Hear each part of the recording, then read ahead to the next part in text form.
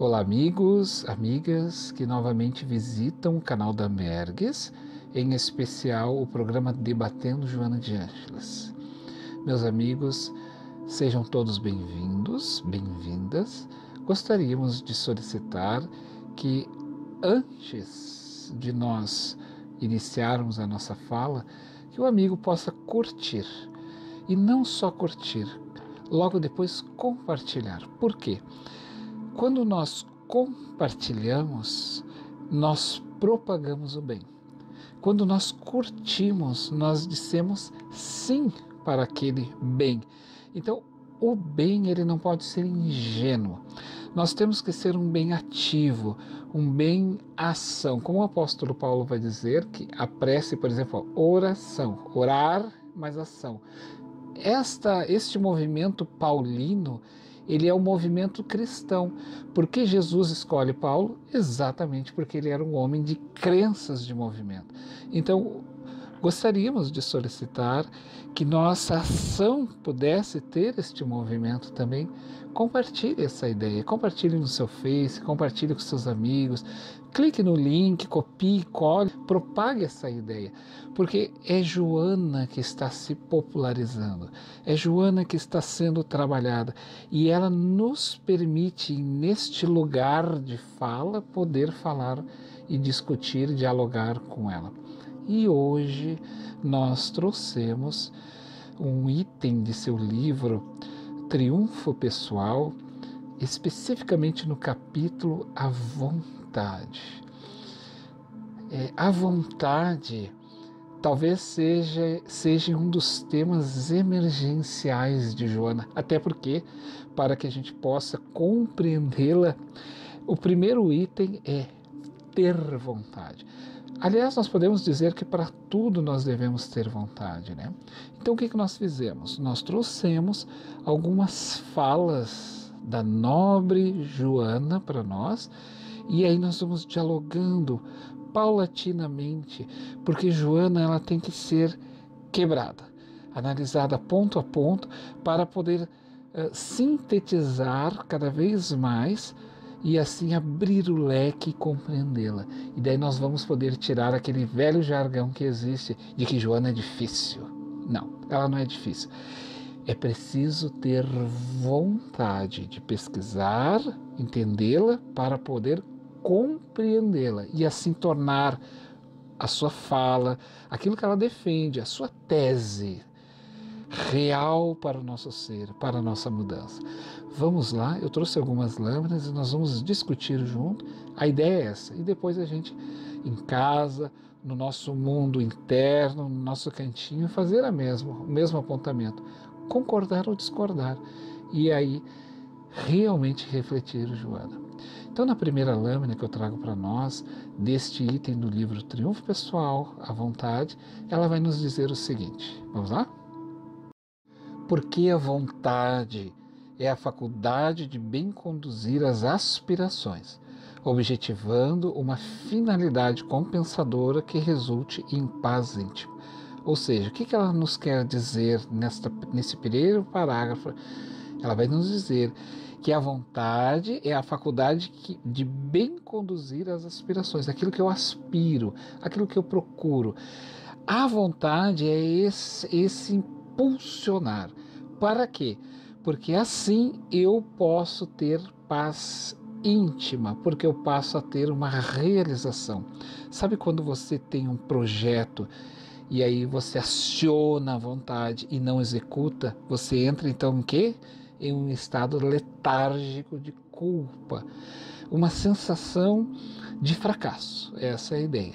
Por quê? Porque nós mobilizamos vários fatores, não só orgânicos, mas como espirituais, para a execução daquele programa estabelecido, como ela vai defender, porque existia um programa, você criou um programa, não o executou, há uma frustração. Mas se o executou, porque a vontade é o motor propulsor, nós precisamos entender em Joana que para Joana existe uma partida e uma chegada.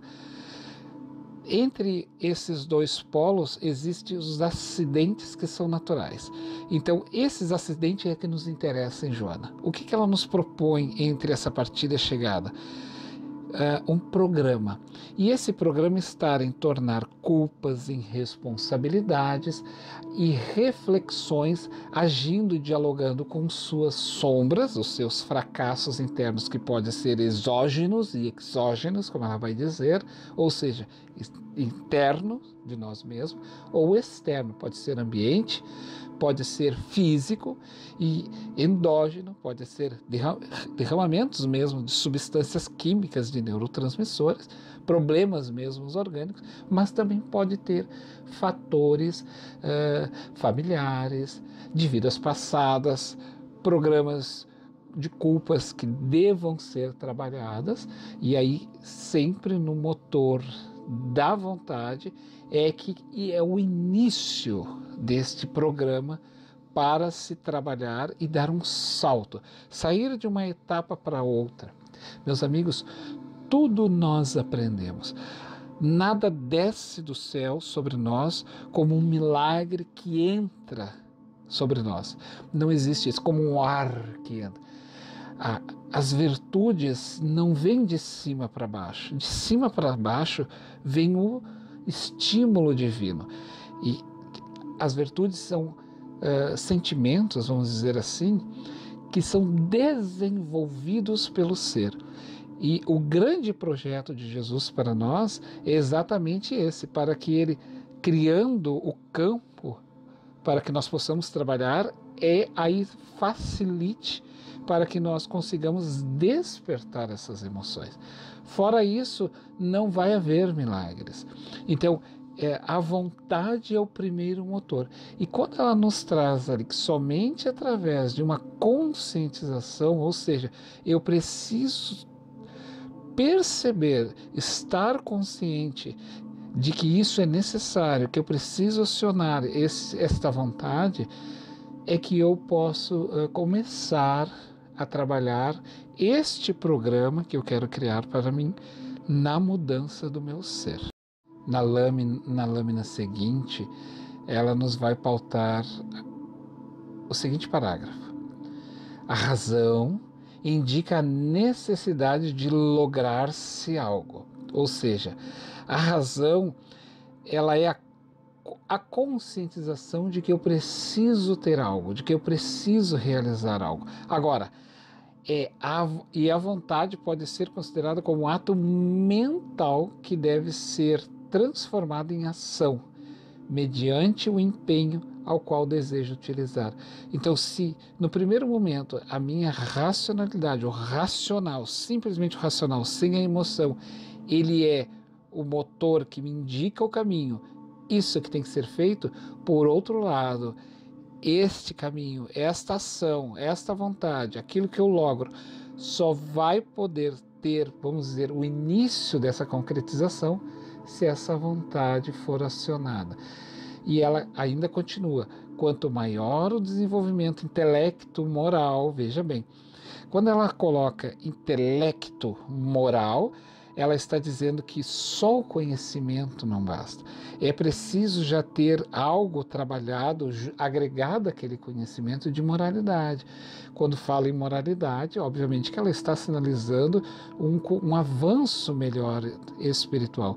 Por quê? Para dar o colorido naquela informação. Porque não basta, me parece, no dizer dela, me parece que ela deixa claro que não basta saber.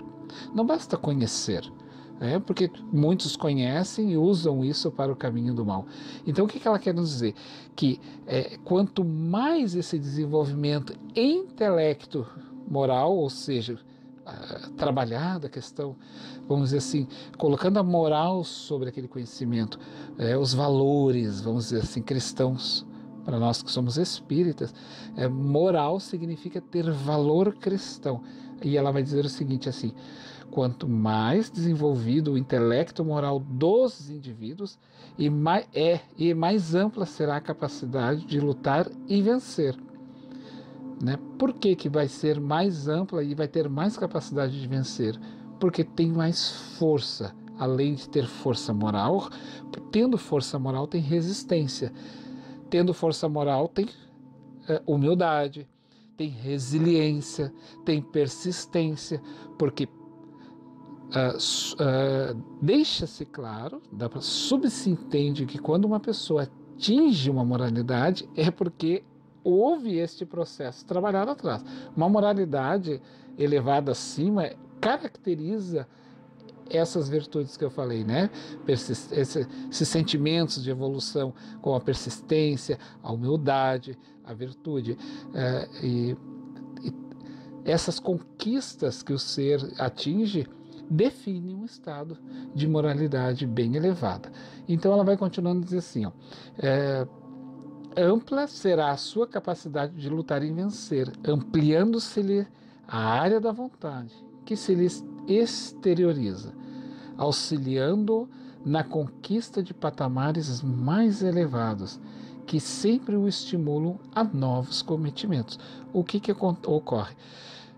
À medida que nós vamos desenvolvendo o querer para que a vontade haja, porque a vontade, ela irmã do querer, praticamente, porque uma é motor de outra, eu atinjo e concretizo objetivos e automaticamente pulo degraus, ou seja, atinjo novos patamares. E um patamar atingido, vivenciado, vencido, ele logo anuncia o segundo. Ele vai me jogando cada vez mais dentro de um processo de evolução para novos e novos cometimentos, como ela vai dizer. Ao contrário da não vontade. A não vontade é o parar. Então eu estagno e ali eu perco o processo de caminhada. Deus está em constante movimento. As leis de Deus. Deus é o ser. Ele é. Nós não podemos defini-lo. Ele é o motor que nos move, mas não é movido por ninguém. Ele é amor, ele é a própria essência do amor. Ele é o motor propulsor que empurra, mas ele empurra e nos condiciona para que possamos ter essa vontade. E essa vontade aceita por nós, digamos assim, e tentando vivenciá-la, tentando exercitá-la, porque é um exercício constante de ir em busca de novos patamares, ela nos dá recompensas como estilos, é o que ela disse na primeira lâmina lá atrás, de uma gratificação interna. Então, o parar, o não se permitir, e esse não se permitir muitas vezes está fechado ao isolar-se. Quando nós saímos do social e vamos nos isolando, nós vamos perdendo esses estímulos. Quanto mais nós nos envolvemos no social, com o outro, porque Deus se faz conosco no outro. Nós nos percebemos no outro. Não existe nós sem o outro, como não existe o outro sem nós. Então é necessário que, para que haja sempre os cometimentos novos, é necessário que busquemos o social. Tudo é possível quando nós nos relacionamos. Na lâmina seguinte, ela ainda vai nos dizer: atente agora, nesse momento, para o último parágrafo desta lâmina seguinte. Observem ali. Por outro lado, as circunstâncias educacionais, os hábitos domésticos, o convívio social cuja procedência seja perturbadora. Vamos parar aqui para refletir. Quando ela nos convida a fazer essa reflexão, ela está nos dizendo o seguinte, que essas circunstâncias educacionais, as circunstâncias, ou seja, as situações em que nós estamos emergidos, socialmente, educacionalmente, familiar, né, e que procede de um valor, vamos dizer assim, perturbador, elas são realmente predominantes no sentido da anulação da nossa vontade. Agora, a Joana, ela nos faz refletir sobre esses atos, sempre olhando para trás, percebendo que, numa linguagem, digamos assim, existencialista, uma pergunta: o que você faz com aquilo que te fizeram? Sabe aquela sombra, aquela escuridão, né? Eu me viro e ela está sempre comigo. Eu preciso saber o que eu faço com o que está sempre atrás de mim.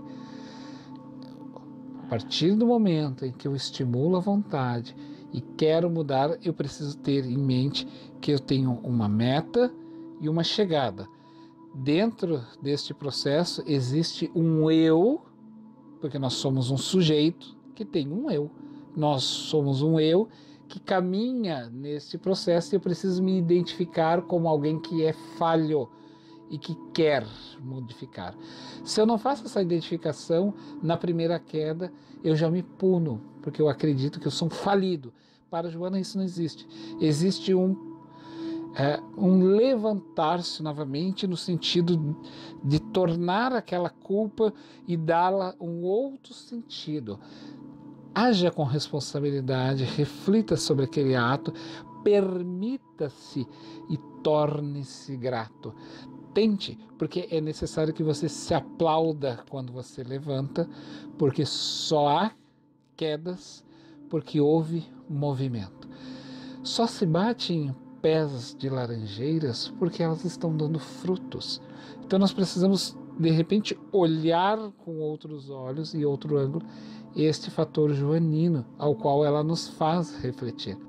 E aí então ela vai continuar ali dizendo o seguinte: também há os fatores psicossociais e os fatores socioeconômicos, né? As questões materiais das pessoas e morais que afetam poderosamente a vontade daquele que se deixa permear pelo interesse vigente, ou seja, ele se permite atingir, se infectar pela situação que está ocorrendo no momento, ou se adaptar a situações angustiantes.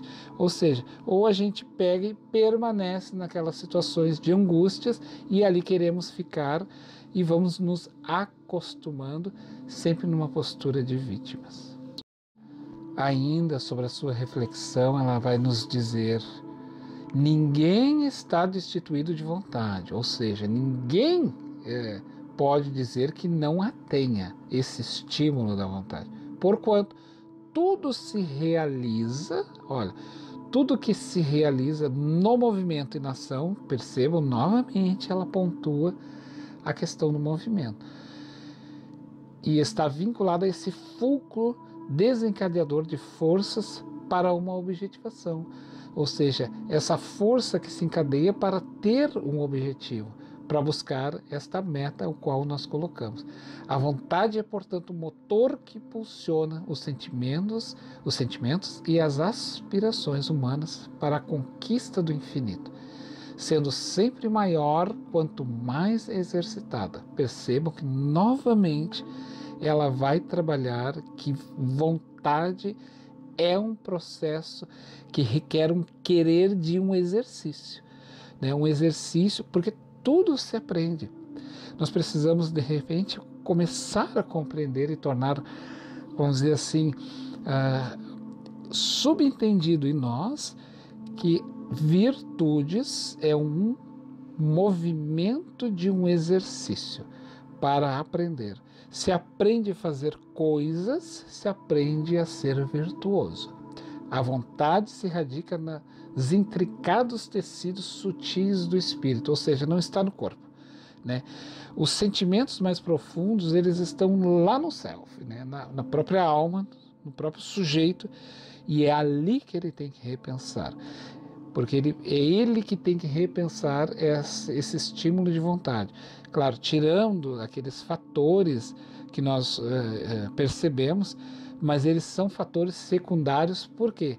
Porque não há ou não houve ainda um engrandecimento moral do ser e uma conscientização, porque no momento em que houver a conscientização de que ele precisa fazer essa caminhada para frente, ele vai perceber que esses fatores não irão mais atingir. E aí então, para encerrar um pouquinho essa nossa reflexão, ela é um convite para que nós possamos refletir cada um. Eu estou neste momento fazendo um provocar. Um provocar não significa dizer que a minha leitura seja mais excelente, não é isso. Eu estou agora aqui com você, acionando a minha vontade, para que diante do texto de Joana eu possa beber desta fonte e alimentar o meu processo, que também é igual ao seu, no sentido de busca espiritual, de evolução espiritual, de concretude para a minha alma. E ela encerra para nós, eu gostaria de encerrar com esta fala: quando alguém fracassa em qualquer atividade, isso não representa debilidade de esforço ou falta de vontade bem direcionada. Antes, transforma-se em um dos elementos de experiência para os futuros tentantes. Ou seja, o que ela nos sinteticamente quis dizer? Que as experiências nunca se tornam fracassos quando nós colocamos ela como novas experiências, e para que eu não torne a andar mais naquele caminho, porque eu passo a ter aquela experiência e aquilo me então faculta que eu tenho novos tentames, ou seja, novas conquistas, novas tentativas, né? E aí ela continua encerrando dizendo: da mesma forma como a enfermidade e a morte não significam fracassos da medicina, o médico jamais vai se considerar um fracassado porque o seu paciente veio a óbito, por exemplo. Ele então, em cima disso, é o que ela vai nos dizer, vai procurar entender o que levou o óbito e onde ele poderia ter agido melhor para que aquele óbito não tivesse chego. O que ocorre? Ele não se condena, ele toma aquilo como uma experiência para que ela não se repita em um segundo momento. Independente disso, meus irmãos, meus amigos, minhas amigas, é necessário dar o primeiro passo. O primeiro passo, ele é o estímulo para que a gente dê o segundo. Sempre nas relações, nós nos concretizamos nos outros. Permita-se. Observa, muitas vezes a gente não tem aquele estímulo, aquela vontade. Você agora, por exemplo, nós nos enclausuramos e eu não tenho aquele estímulo. Agora eu não posso, por exemplo, né, devido a este processo que vem ocorrendo. Então o que ocorre? Eu preciso dar um primeiro estímulo. O que eu devo fazer? Faça. Mas e se der errado? Faça. Não é o importante e não é o negativo errar, porque a intenção é que vale. Para Deus, a intenção é que vale. A experiência, ela se torna, vamos dizer assim, um conhecimento agregado para que ou eu o repita porque foi com êxito, ou se foi um fracasso, para que eu o repita, para que ele possa cada vez mais, de um erro sobre outro erro, de um erro sobre outro erro, chegar a um sucesso. Desejo então a todos boa leitura e até breve.